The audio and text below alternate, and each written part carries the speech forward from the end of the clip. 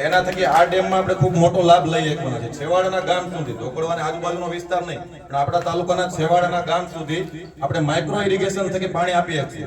43 કરોડના ખર્ચે આ રાવલ 2 ડેમ યોજના મંજૂર કરવામાં આવી છે.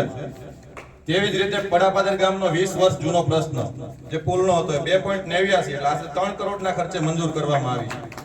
નગડિયા, સણોસરી, નવા ઉગલા, જૂના ઉગલા ગામોના ખેડૂતોને પાણીના પ્રશ્નને ધ્યાનમાં લઈ નવા ઉગલા અને સણોસરીની જમીન હદ મળે તે જગ્યાએ 3.5 કરોડના ખર્ચે તળાવની મંજૂરી મળી ગયેલ છે.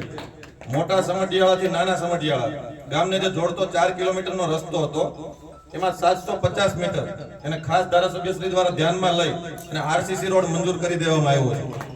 આમ ચારે લોક ઉપયોગી કામો મંજૂર કામ કરાવવા માટે વારંવાર સરકારશ્રીમાં રજૂઆત કરવા સબબ માનનીય સાંસદ શ્રી રાજેશભાઈ ચુડાસમા, માનનીય ધારાસભ્ય શ્રી કાળુભાઈ રાઠોડ અને જિલ્લા પંચાયત કારોબારી ચેરમેન શ્રી ડાયાભાઈ જાલોંદ્રા અને કામ મંજૂર કરવા માટે ગુજરાત સરકાર શ્રી માનનીય મુખ્યમંત્રી શ્રી ભૂપેન્દ્રભાઈ પટેલ, જળ સંપત્તિ કેબિનેટ મંત્રી શ્રી કુંવરજીભાઈ બાવળિયા નો હું હૃદયથી આભાર વ્યક્ત કરું છું.